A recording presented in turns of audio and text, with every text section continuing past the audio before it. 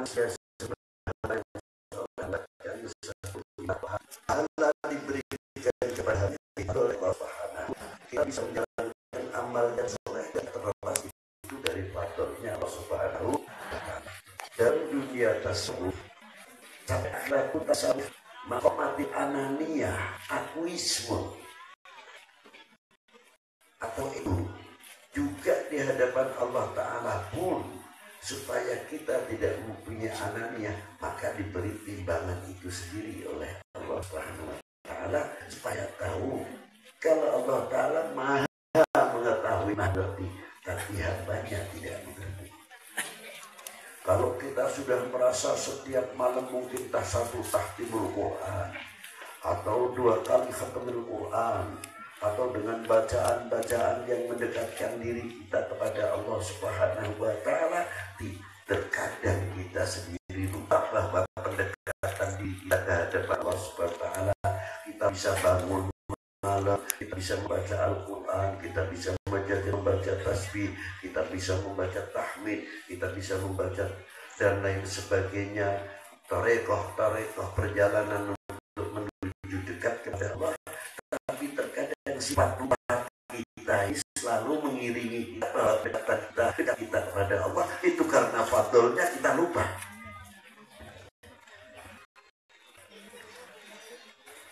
Kita banyak lupa kepada Allah SWT.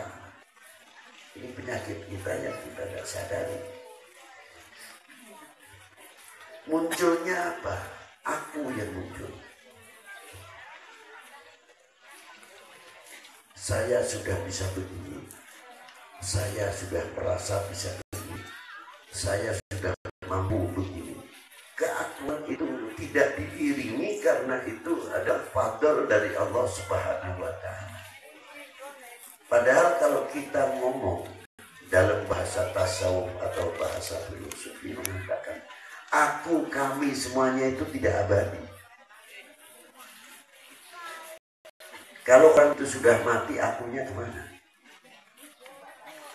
Ma'asalamah, bye-bye.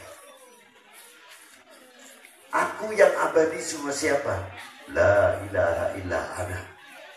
Kecuali tidak ada zat yang wajib aku, yang wajib engkau sembah, melainkan aku yang tidak pernah melentur akunya. Al-awwalu bila ibtida' wal akhiru bila intiha. Qadimun wastihalatuhu minal adad. Al-hayyul qayyumud da'imul baqiyul ladzi la yamutu wa la yanam. Wa ma yata'allaqu bizaman wa la yahtaju ila makan. As-sami'ul basirul mutakallim la yahtaju ila bayan. Subhanallah, subhanalladzi munazzahun an musyabbahatil aqwan. Maha sempurna Allah Subhanahu wa Ta'ala. Akunya Allah Ta'ala abadi, akunya kami khawatir, akunya kami makhluk, akunya kami dhaif. Kalau sudah begitu mau ngomong apa?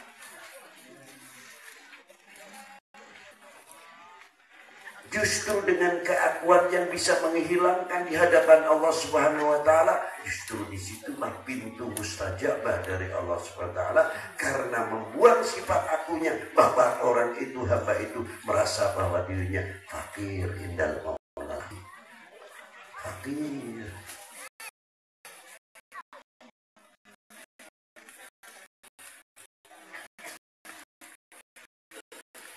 Ya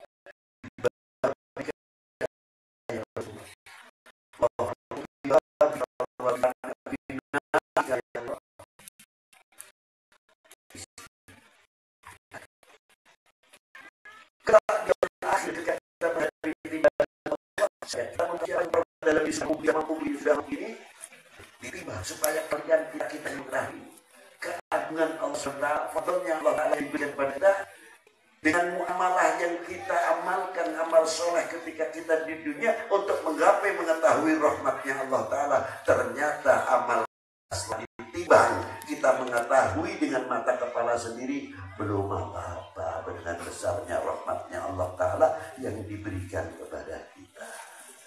Bagikan satu ujung rambut yang paling kecil di lautan, di tengah-tengah lautan, gak ada artinya apa-apa. Mau mengaku lagi? Anak. Ma'asyiral muslimin rahimakumullah. Begitu pula bagaimana perjuangan para anbiya terdahulu. Bagaimana Nabi Allah Nuh menghadapi perjuangannya pada waktu itu. Yang paling berat ketika berhadapan dengan anaknya sendiri. Ketika berhadapan dengan anak, terkadang ini tarbiyah untuk kami semuanya. Untuk tarbiyah untuk kami semuanya. Maaf saja mungkin omongan saya mungkin agak pedas sedikit. Saya mencontohkan diri saya sendiri. Saya tidak mau mencontohkan orang lain. Buat apa kita orang lain datang? Tapi semoga tidak terjadi. Apa di antaranya? Kita bisa mengajar di lingkungan yang didatangi oleh ribuan, oleh ratusan orang. Dengan memberikan fatwahnya yang luar biasa. Dengan keindahan tutur kata. Dengan bacaan-bacaan kitab yang telah ditalif oleh para ulama salihin al-arifin. Dan begitu enaknya kita menasihati dan sebagainya. Tapi ketika kita berhadapan dengan anak sendiri yang kebetulan tidak mentaati peraturan orang tuanya, mungkin lebih mudah kita mengajar dengan jumlah yang sekian banyaknya daripada kita menghadapi anak sendiri. Itu cobaan yang paling top, memerlukan kesabaran. Di antara yang paling hebat apa di antaranya? Ingin tahu? Ingin tahu tidak? Benar. Tapi jangan tersinggung. Kiai itu anak enak. Gengsi dong mau nasihati anaknya. Udah gimana? Oknum gimana? Takut kalau nama kita jelek. Takut kalau kita nama begini. Kita perang dengan nafsu kita sendiri karena faktor anak. Ini tidak sadar. Dihantui melekat pada diri kita masing-masing. Malu pada siapa? Malu kepada manusia. Ente tidak malu kepada Allah Subhanahu wa Ta'ala. Tantangan, gengsi dan sebagainya. Itulah diantara yang dihadapi Nabi Allah Nuh dengan anaknya yang namanya tapi Nabi Allah Nuh mampu melepaskan kulubinya dari pengaruh siapa saya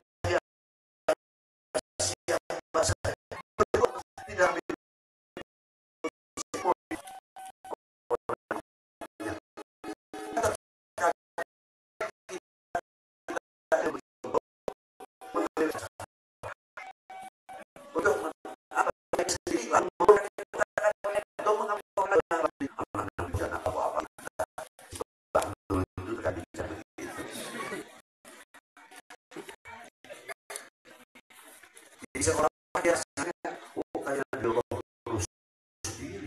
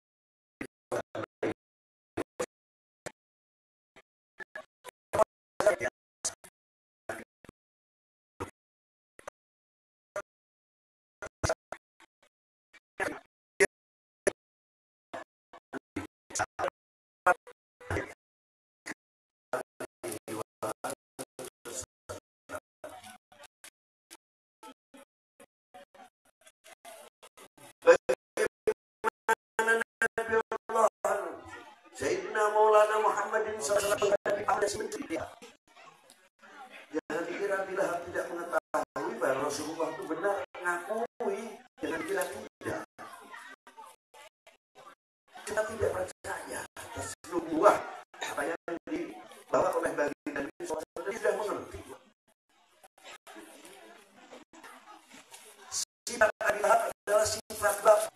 Bagaimana Rasulullah akhlaknya dan adabnya menghadapi temannya yang miskin dengan penuh kesabaran dan luar biasa.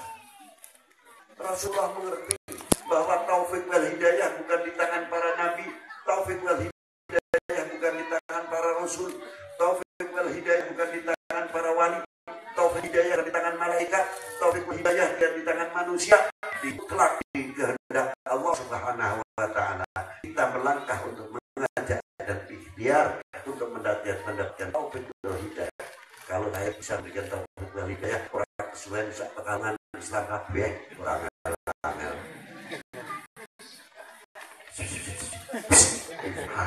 Enak.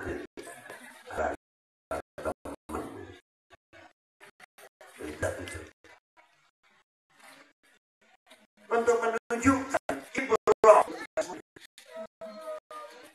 hebatnya Allah Subhanahu wa taala ketika memberikan khabar, dia ada dhamir ataupun mukhatab. Karena siapa? Karena apa? Karena Allah menghormati kekasihnya. Siapa?